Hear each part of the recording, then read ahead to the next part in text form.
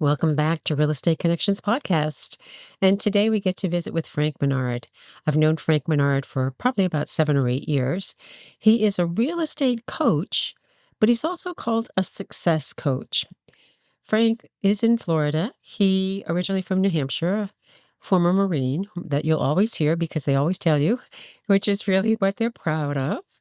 And Frank is somebody I know who is very committed to personal and professional growth. And I met him as a coach for me when I moved from Northern Virginia, an active solo realtor, to Massachusetts, where I wasn't sure what I was going to be doing in real estate. So he is a John Maxwell trainee. He has trained for Brian Buffini's work and organization. He is in a success coach and teaches a success course, the 17 Principles of Success, for the Napoleon Hill Institute. And those are just a few of the things. But today we're going to be talking somewhat more personally with him. And he and Carol have made a decision to move in retirement. And I asked him because it's good fitting into this kind of theme of, okay, people are heading into retirement. You're planning about it. You're thinking about it. Here are my unique circumstances. So we're exploring his unique circumstances and why he and Carol made a move. First, they made a move from New Hampshire to Florida that you'll hear about, but then they made a move within Florida.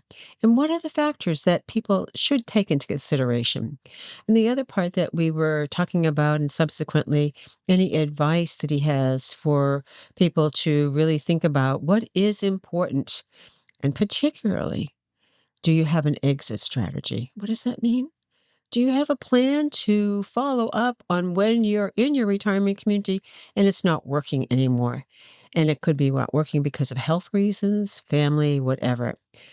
That was the second part. And lastly, what I think is just fascinating about Frank is he has combined in his just persona this whole being a coach and being a realtor professional. He's actually a broker.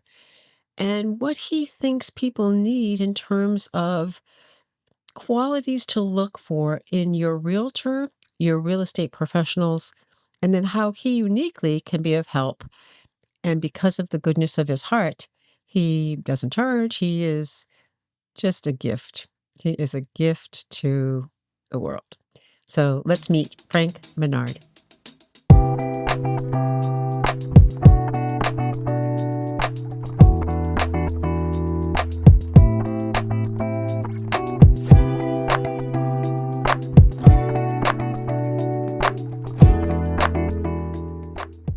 Well, welcome to Real Estate Connections podcast. And today we are going to have a lot of fun because the person I'm talking to is a lot of fun.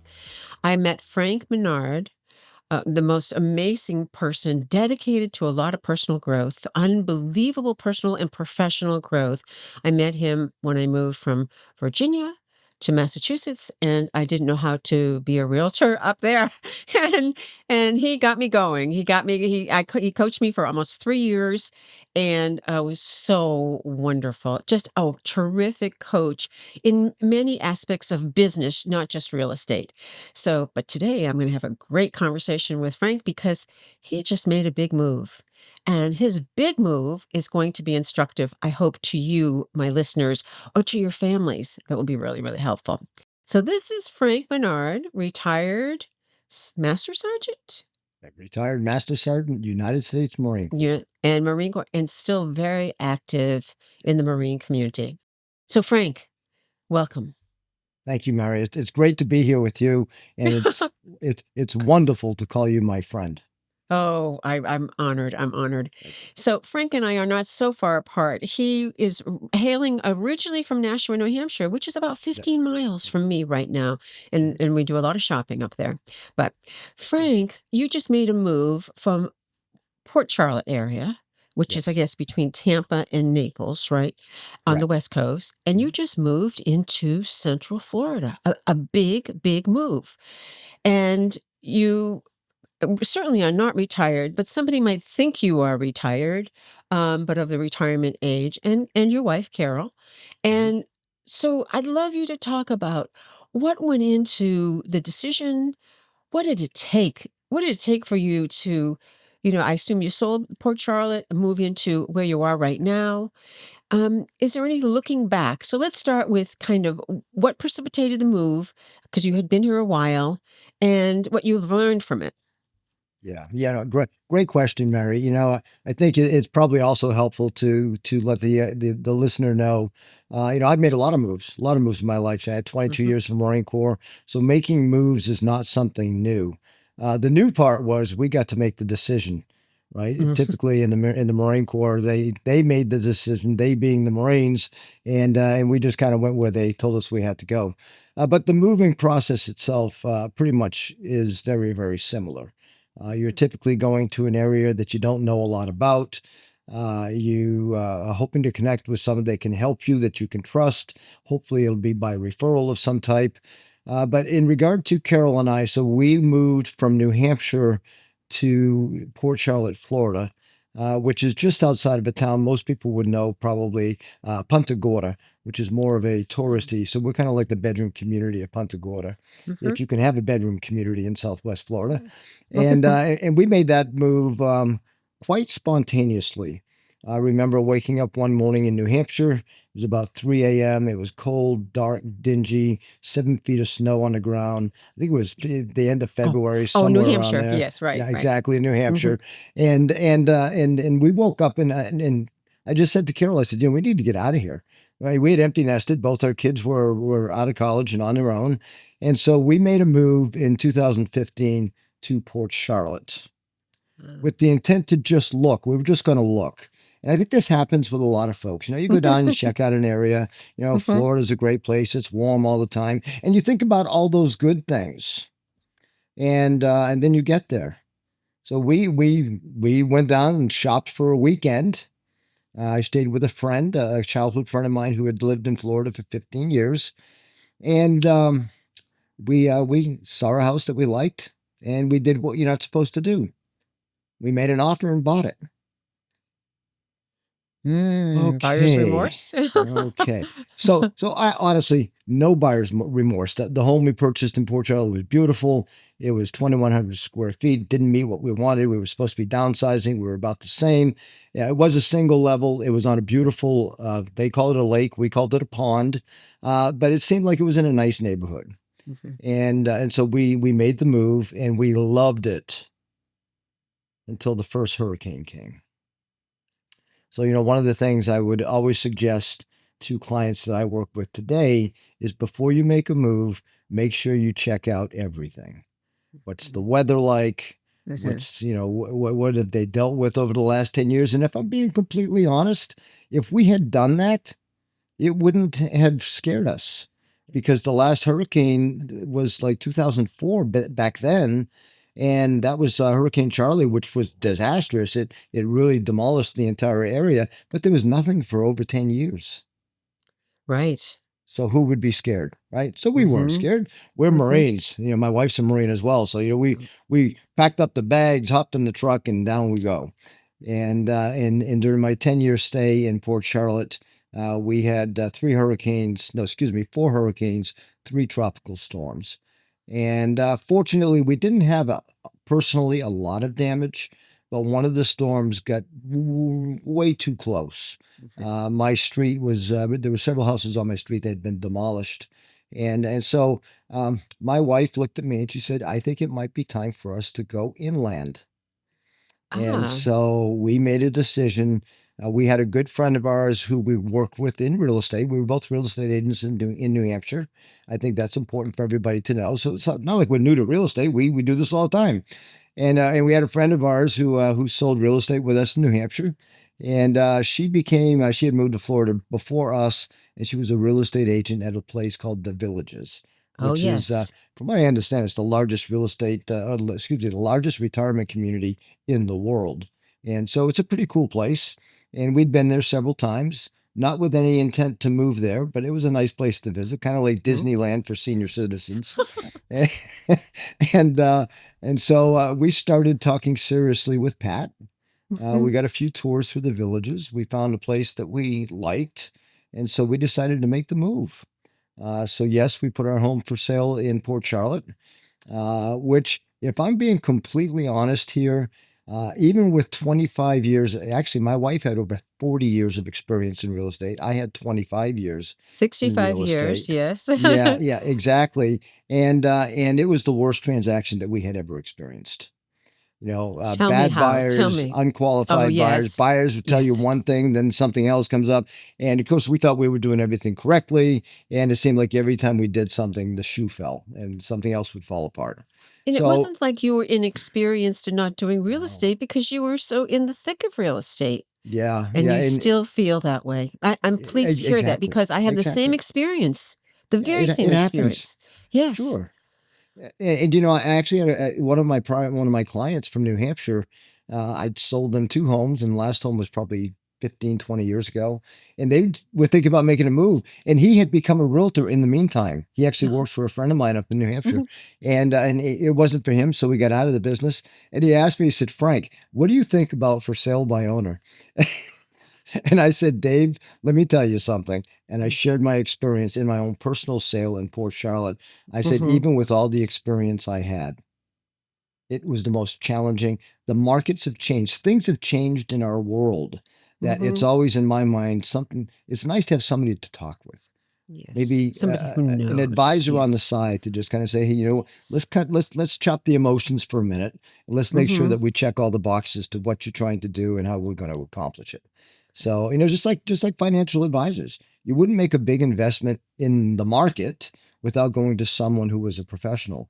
So I feel that even as an experienced real estate agent, a real estate broker. So I've been a broker now for 23 years. I've been an agent for 25 years. I still carry an active license, so I still know what I'm doing. I still keep my feet in the water. My fingers are in the pie, but things can happen. And so that move from Port Charlotte to the Villages, Florida, was an exciting move to say the least. Oh, my heart is just feeling for you because I had an agent and the buyer who bought our house was represented by an agent in my office. I tell you, I had a range of emotions that I never expected to have, ever, ever, ever. So you were a FISBO, for sale by owner, but clearly many agents sell their own property. That's not new. That's real. Okay, so you've made this move. Other than check the weather, um, so what else would you say to somebody who is thinking about making, let's say, a geographic move? Mhm. Obviously, your friend has consulted with you too. What else? What else would be good advice? Yeah, I think now we've been in the Villages now, so it looks like 9 months. So we've been here 9 months now. So Oh, in hindsight, yeah, it's amazing how quickly it goes. yeah. In hindsight, looking back, so what are the things that we could have checked that might have been helpful if we had someone on the sidelines just there to answer our questions? Um, what are the amenities? What are the association fees? What gets with the fees that you? What do you get with the fees that you pay to live here? How active is the community? Um, is everything really as free as they say it is? Right. And so there are always some inside questions. And I think it's safe to say you'll never be able to ask all the questions Hmm. because you really don't know till you get there. This move for my wife can be completely authentic. She loves it, She absolutely loves it loves. here. She's Yes. fallen right into the community. She plays mahjong. She's got her own little groups. She's at the gym 6 days a week. She goes line dancing. And all. So Carol is in Carol's dreamland. Yep. Frank it's a little bit different for me. Hmm. I've always been very active with work. My wife and I were just having a conversation this morning. Why is it so challenging to build a community? And yeah, I am retired, but I'm not retired. I'm still very active with the things that I do, but it's not something that's very active within my community. So typically, especially if you're getting ready to retire, when you retire, you realize that a lot of your friends that you had were work related, Hmm. career related, Hmm. profession related. And so when you step out of that zone and you go into an entirely new world and you're technically retired, um, it's different. And I think Mhm. I do a lot of research with I do a lot. I'm also a coach, so I do a lot of work with men who are maybe challenged finding their new purpose, because our purpose Mhm. for 40, 50, 60 years has been XYZ, and now that's no longer there. Right. Mhm. So I would visit the community multiple times. Uh, Someplace like the villages, they allow you can come in, you can rent a place for a week. You can do all kinds of stuff, really act like you live here. A lot of the places here do go up for rent for temporary rentals. So Mhm. I would recommend, if there's a way for you to test it out, go test it out. Wherever your community is that you're headed. I think Exactly. that's a great idea. So, somebody could be moving to Buffalo because their kids are there. And it is, moving because of proximity to children is a really big deal. But as you say, 5 months of snow, lake effect snow, I don't know that I could handle anything like that. So Yeah. that's an extreme example. Or what we're seeing a lot now across the states is drought and Mhm. fires and things like that. So Sure. did your children play a role in your decision at all? Because I know that as people are retiring, they are often conferring with their kids. We're thinking of moving. What do you think about, et cetera? Was that your experience? Yeah, fortunately, I mean, I have two adult children. I have a son who lives in Chicago and a daughter who currently lives in Newport News, but she's a military spouse as well. So Oh, they're getting ready to make a move over to Pensacola, Florida.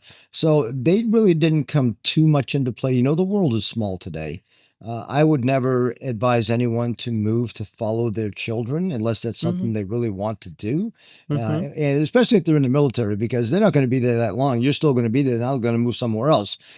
So it's have conversations, let them know what you're doing. I don't want my daughter to come back to what she thought was her home, and some neighbors or somebody's living in the house and it's not us, we're somewhere else. mm-hmm, mm-hmm. So definitely have that conversation, but it didn't come into play too much for us, aside from being somewhere where we could at least fly to relatively quickly. We have Right. an 8-year-old granddaughter who want to be able to take part in some of the things that she's doing, and the world is very small today. You can fly pretty quickly to anywhere that you want.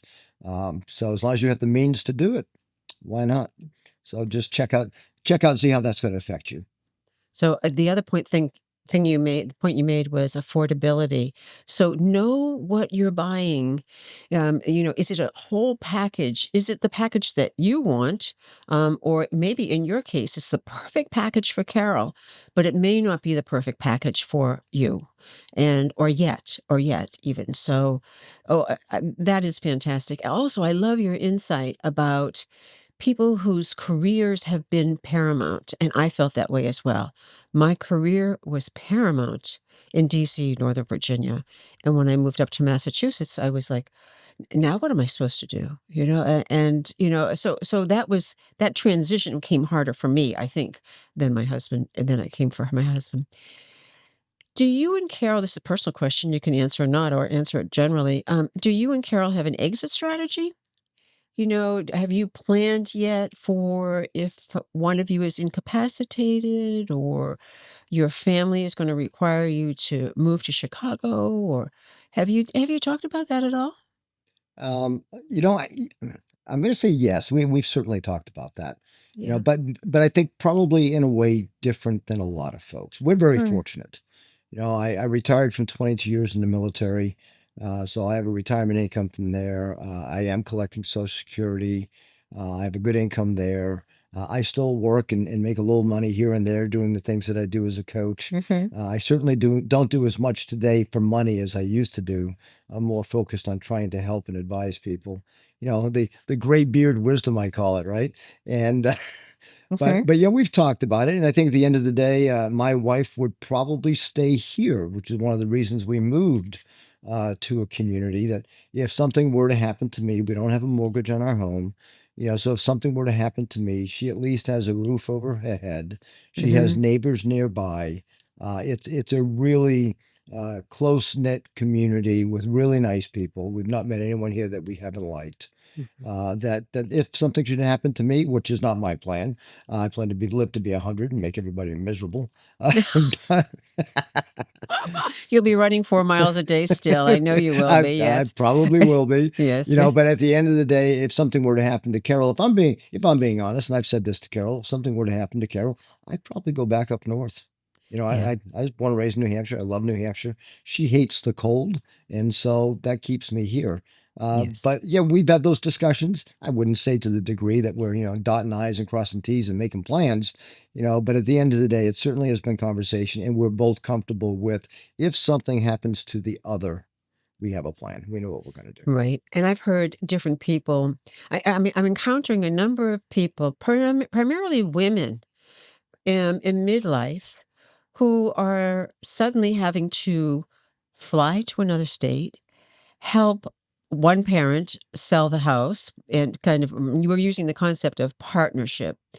Right. The child or the responsible child being in partnership with the parent who might be well, to take care of the ailing parent, work with the realtors and the other providers locally, but be in partnership with the spouse who hopefully is still well. And so I'm talking a lot with them and about those transitions. And it seems, Frank, there's a need for helping people in that situation. Not only have you not sold your a home yet yourself or in a long, long time, you're now having to go into another state and find those resources there. So I'm curious about whether you observe that yet in the villages. Have you run into people like that yet who, are not. n- I ran into somebody this weekend when I was in North Carolina and no heirs, no heirs whatsoever, and they're becoming more and more complicated.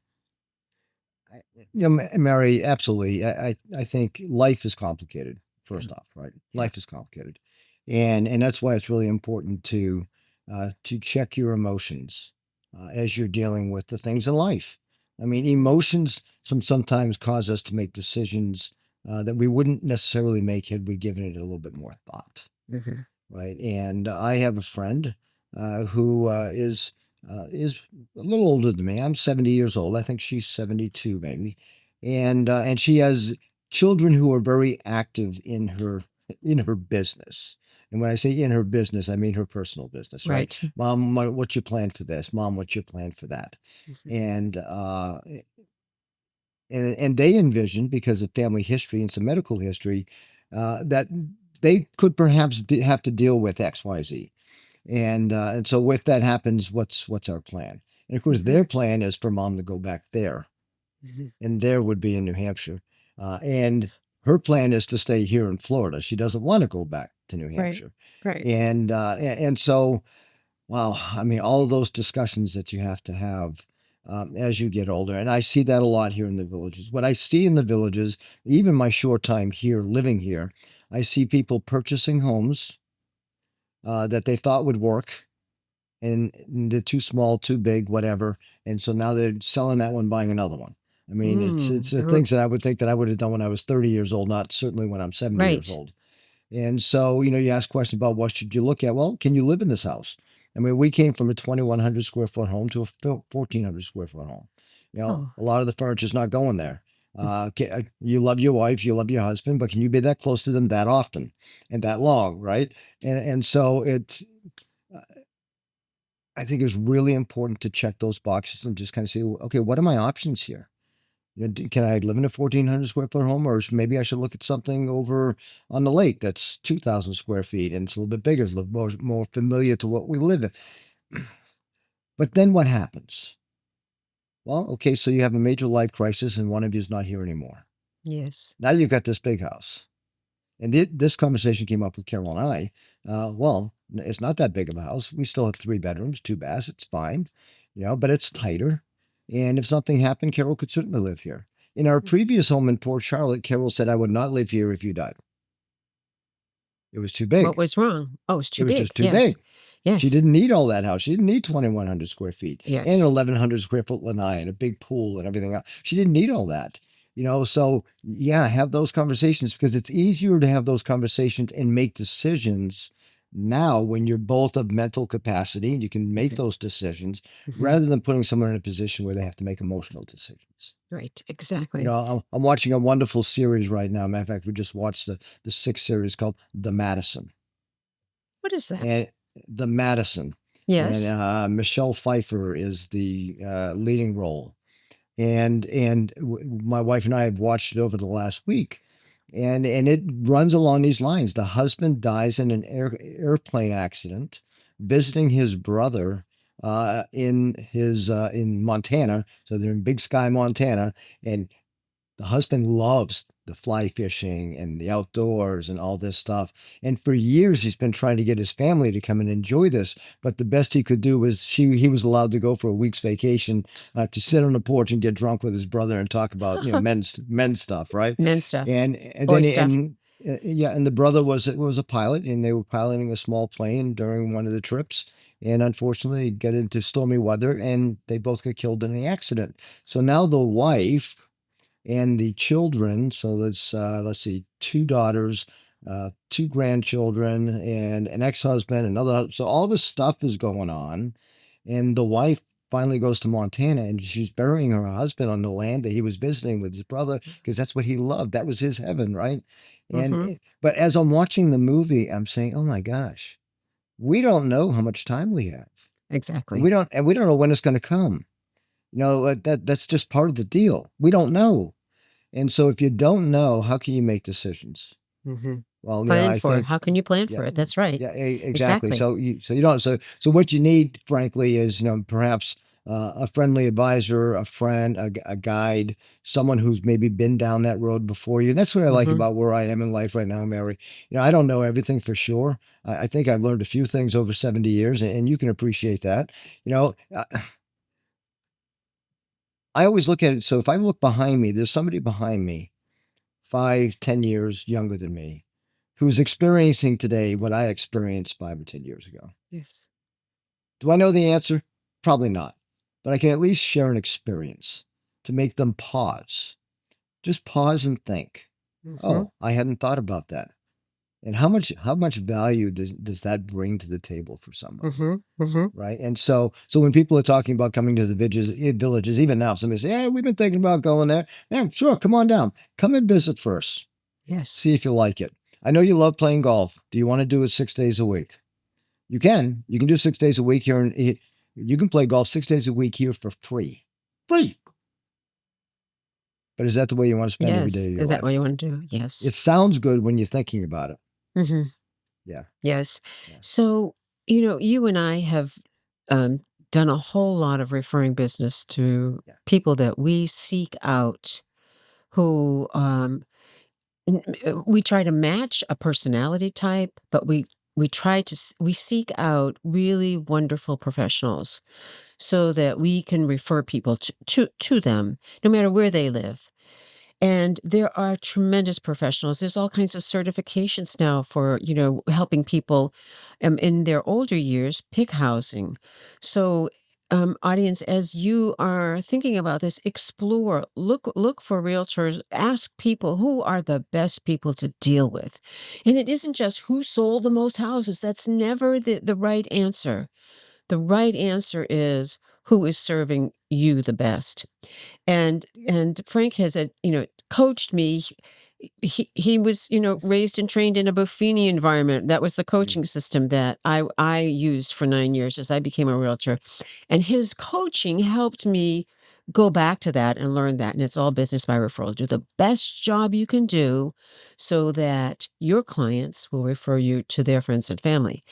But now, Frank, you are taking it a little step further because I noticed on your bio, you are now a trusted real estate advisor. How do you see that kind of fitting in with what you've been coaching all along in your experience as an agent and a broker?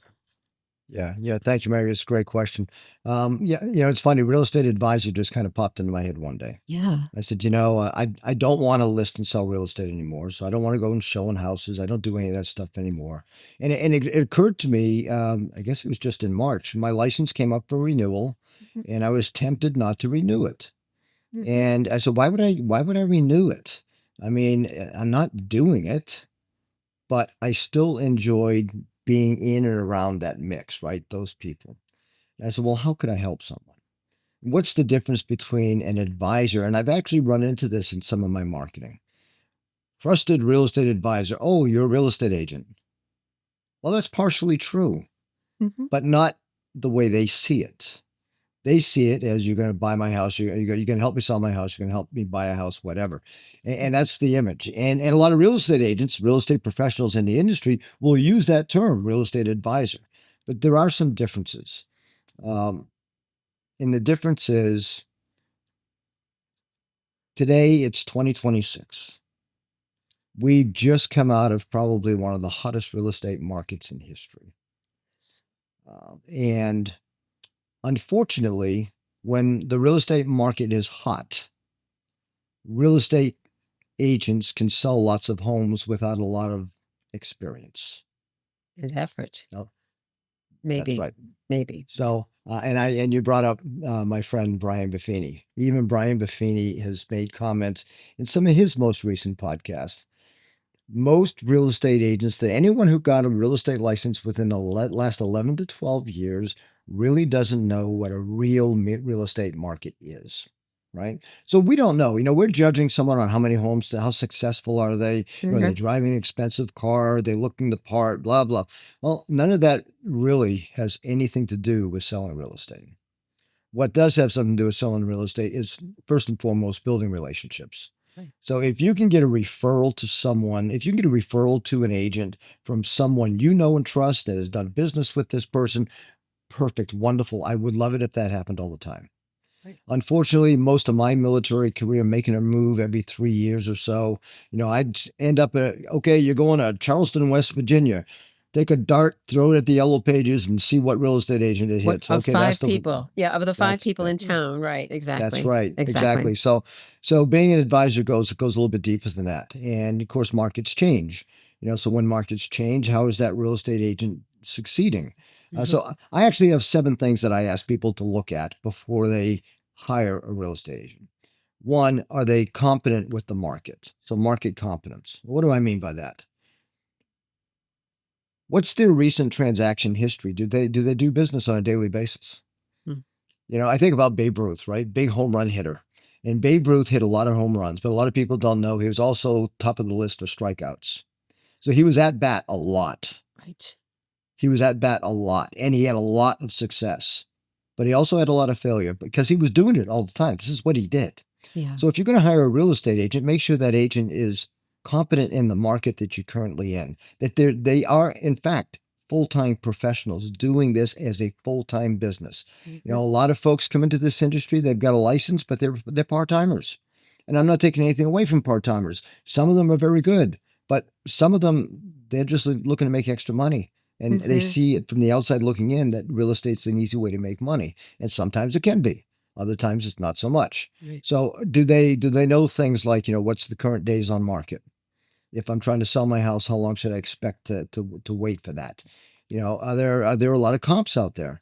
Do we have a lot of competition? If we don't have a lot of competition, maybe we'll sell faster. If there's a ton of competition, that's going to affect my price. So do they know the answers to those questions because they're active in the market? So that's number one, market confidence. Number two, stability. Unfortunately, in any sales, if you don't have a lot of business, you'll take whatever business comes. And that's because you need to make the money to pay the bills. Mhm. So if an agent is stable, and what I mean by stable when it comes to real estate agents, they have a steady flow of business. Mhm. They've been in business for a while, or they know a lot of people. Unfortunately, they're getting a lot of referrals because they're good agents from that regard. They're not just going to show you houses and then try to push you to buy it. Right. They're going to give you advice. There's that word advisor, right? They're going to advise you either for or against a purchase based on what they see to serve your best interest as a client. Not how fast can I get a paycheck, not how fast can I get a commission check. So, are they stable in their business? Do they have a system? Also, are they too busy? Do they have so Right. much business that they can't communicate well? And that's another thing that we look at. Number three is communication. No real estate client should wonder what's going on. Their real estate professional, their advisor should be keeping them abreast of what's going on in their business, in their transaction. They shouldn't have to be making phone calls. So they respond on time. If there's a showing, they give feedback, good, clear feedback, honest feedback. Not worried about hurting people's feelings, but to say, look, this is what the buyers said when they were in the house. Perhaps we can do something about this. How can we help you with that? They set proper expectations. I need to sell my house and be in Chicago in 30 days. In today's market, that's probably not going to work. Mm-hmm. It's going to take a little bit longer to sell the home.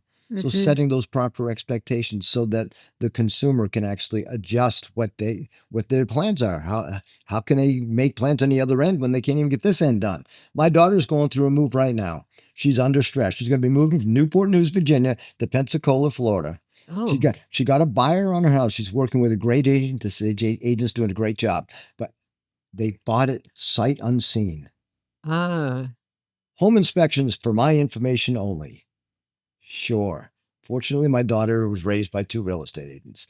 You can expect some questions after the inspection. And sure enough, just 2 days ago, she received a listed request from the buyer that was just looking for information. We want you to fix this. We want you to fix that.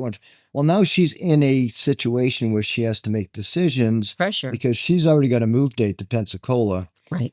So she's not in the best emotional situation to make those decisions.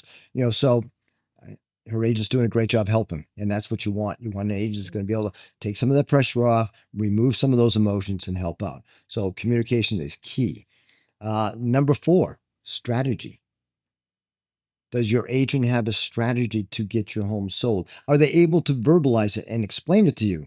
This is what we're going to do. I'm remembering back in the days when the market was really, really hot, really, really busy. I was in New Hampshire selling real estate. I listed a home in Massachusetts, and I think it was Tingsboro. I think I can't remember. Not important. But so I listed the house. I People in listed the Tingsboro think house. it is. Yes, go ahead. Yeah, it probably was. And Yeah. and and I'm telling my client, look, here's what we're going to do. We're going to list the home for sale on Thursday. We're not going to allow any showings until Saturday during the open house. So we're going to have this buildup of buyers that want to come look. We're going to show the open house on Saturday and on Sunday. And we're not going to respond to any offers until Monday at 5 p.m. That's the plan. Oh, so there was no doubt what we were going to do. And the plan worked perfectly for that market. We had multiple offers. Mm-hmm. It drove the price up above what we were asking. Mm-hmm. And it was able to support it through an appraisal. But look, having that plan and just knowing my agent's got a plan. Not, hey, we're going to throw a sign in the yard and, within 3 or 4 weeks, we should have something. We'll see what happens. No, you want an agent that has a strategy, has a plan, can not only verbalize the plan, but can execute it. We'll give it Mm-hmm. to you in writing. When I was coaching and training real estate agents, I would say, what's your marketing plan? What's your plan? So when you sit down at the dining room table with an agent, with a consumer, give them your plan. Yes. And then when they accuse you of not doing your job, just take that list back out and say, what part didn't do that I told you I had Mm-hmm. done, right? Mm-hmm. Mm-hmm. And so that's important. Negotiation strength. If you go back to the stability aspect, if you've got an agent that just needs a paycheck like now, how strong are they going to negotiate for you when it comes to push and shove with that buyer or that seller that you're dealing with? Mm-hmm. Mm-hmm. So being able to take a strong negotiating position in what's in your best interest, not in the interest of the agent, but in the interest of the client. And of course, being a professional, continuing education. In real estate, we have to do continuing education to maintain a license. So that's a Mm-hmm. given. But what else are they doing? I remember when in 2006, 7, and 8, when the market took a turn, crashed below, it was the worst real estate market in history. Well, a lot of us became certified distressed property experts. We went through special education to be able to handle that part of that new part of the business that wasn't there before. And so, is the agent that you're working with, Are they staying abreast with the times? Are they learning new technology, computers, and Matterport, and all these things that we use to Yes. show homes visually? Are they using that technology? Are they having professional pictures taken? Back in the day, I Yes. get away with taking my own pictures. Now you got to Hmm. have a professional, and they got to have drones, and they got to show sunsets and all this stuff. Right? Are they prepared to do the job? And then, last but not least, how about integrity? Can you How trust about them? it?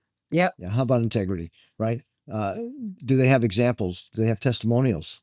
Do they have testimonials from past clients that would accept a phone call from a potential client and say, hey, could you tell me what Frank was like? What was he like to work with? Hmm. Not just something that they typed up on Chat GPT and just threw it up there. Somebody, if you want to know who Frank is, call Mary Foerster. She'll tell you who Frank Hmm. is, Exactly. and I know she'll exactly. So, and they're transparent about their fees. What do they charge? Uh, do they have any conflicts in the transaction? Wouldn't you love to know if the home that you're looking to buy was actually Frank's cousin's home, and Frank's your real estate agent, and do you think he might do something for his kid? There's a conflict there. And the law Potentially, says yes. Right. the law says we have to identify those conflicts. So make sure. And are there any limitations? If I've got to get my home sold in the next 30 to 45 days, and Frank's going on vacation for the next 2 weeks, how am I going to be able to get that done? Right. So Hmm. it's I guess what I'm saying with all seven of these things that I look at is it in the best interest of the client, Yes. not in the best interest of the or what's comfortable for the real estate agent. Hmm. So when I go through those seven items, just to recap real quick, market confidence, stability, communication, strategy, negotiation strength, and professionalism, and integrity. Do they have all these things put together? Right. Right. Great. Great package. Terrific package. And your examples are so real. And I'm having a conversation this weekend in DC with my nephew who has 15 buyers and 11 listings, and how can you and more listings at the door, and how can you live life that way? And so it was a very real discussion. And he knew it. He knew it for sure. Mm. Frank, this has been really an awesome discussion. I so appreciate you, and I appreciate what you're doing. One thing I've been asking my guests is how they give back to the community. And I wonder if you would just take a few minutes and talk about, is it Project 21? Is it from the Well, Marine Corps? Mission Mission 22. Mission 22, yes, and Yeah, also that's what you're a doing with men now, and your focus on mentoring and counseling men. I'd love you if you would take a few minutes and just share both of those. sure, absolutely. So let's go with Mission 22 first, because that was something I got involved with probably 5 years ago. So Mission, unfortunately, as a veteran, I know all too well that there are a lot of veterans from all branches of military service that have gone through a lot of stress. Fortunately, I never went through wartime stress, but unfortunately, there are a lot who have. And the statistics show still today that on average, 22 veterans a day commit suicide. Yes. And so that impacted me very close to the heart. I was a recruiter for 20 of my 22 years, and Mm-hmm. so I feel responsible for a lot of the folks who've gone in the military under my hand, right? Mm-hmm. And so Mission 22 is there to help and support those who are involved with traumatic brain injury, those who have post-traumatic stress. How can we help our veterans, both male and female alike, uh, get control of their lives after military service? So I've been involved with them for several years. I've done many events in their stead, and to this day I support veterans wholeheartedly, 100%. Anyone who knows me knows that I'm a proud Marine. Once a Mm-hmm. Marine, always a Marine. I just tattooed on my chest, the Eagle, Globe, and Anchor. It is what it is, and so that's where my heart really is. But then, more recently, about 3 years ago, I became a certified global coach with the Napoleon Hill Institute. Those of you who know Napoleon Hill wrote a famous book back in 1937 called, Think and Grow Rich, where he displayed 13 success principles, which had now grown into 17 success Mm-hmm. principles. I have founded an organization called the 17 Club, based on the philosophy as given to us by Napoleon Hill, the science of success. Ironically, those 17 principles parallel, almost identical to the 14 leadership characteristics and traits I learned as a United States Marine. Mhm. And I also know that we all have trouble today, men and women alike. But I am a man, so I can relate to those. And so I've chosen to support young men who are trying to find a way. Not sure which way they're going to go. Unfortunately, there are a lot of children being raised by single parents, and they're missing something. I'm not sure what it is. Missing. Don't know what the answer is, but they're missing Yes. something. So can I help there? Um, and more recently, because I'm experiencing it myself, as an older man, I hate to use the word senior citizen, but you know what? We just went through life working 40, 50, 60 years. We had a purpose. We knew what we had to do. And then suddenly that changes. And I think men my age, some younger, many older, have lost their sense of purpose. Yes. And so I spend a lot of my time in today's day and age. I have a men's group that meets every Tuesday at 11 a.m. Eastern Time via Zoom, and we talk about men stuff. No women allowed. And I love it. Good. but the whole philosophy is based around Napoleon Hill's 17 keys to success. So Terrific. And if you make those public in any way, we'll put them in the show notes, and we'll absolutely. put the Mission 22 in the show notes as well, so that people can look into it. It's so critical. Death by suicide is, oh, it's so difficult, and there are a lot of advocates in my area for help in that area. So, Frank, awesome as always. We never are at a loss of words. The two of us, we do a Oh, really, really good job talking. And I hope that to our audience that this has been really provocative for you. If you have some questions for Frank, his contact information will be in show notes as well. Feel free to reach out to him, and he is among many other real estate professionals can connect you in your area just by making a few phone calls. So do reach out. And yeah, Mary, thank you for that. And here's my quick message for everyone listening. Before you sign, before you sell, before you buy, before you invest, get clarity first. yes. As an advisor, I help people avoid costly mistakes. And if you're someone who just needs advice, I actually don't charge for that. Mhm. I get paid in a different way, and it doesn't affect the buyer, the consumer in any way, shape, or form. And the way I get paid is just by knowing that I help someone make a good decision Mhm. with solid guidance and advice. No strings attached. No, sir. So now what you know is under that Marine symbol on his chest that's tattooed is this really, really, really big heart. And I've been just blessed to know you and to be a colleague of yours, Frank. And Thank you, have a Mary. really super day. And I know we'll be in touch. Yes, we will. Thanks. Thank you so much for this opportunity. Thank you for listening. Oh, thank you, Frank. Thank you so much for joining us today, and I hope you found this conversation useful to you and your real estate goals. You'll find the contact information for our guests and any links they recommend you have in the show notes. And should we be able to help you identify some strong real estate professionals in your area, drop us a note at info@realestateconnectionspodcast.com. Thanks again, and bye for now.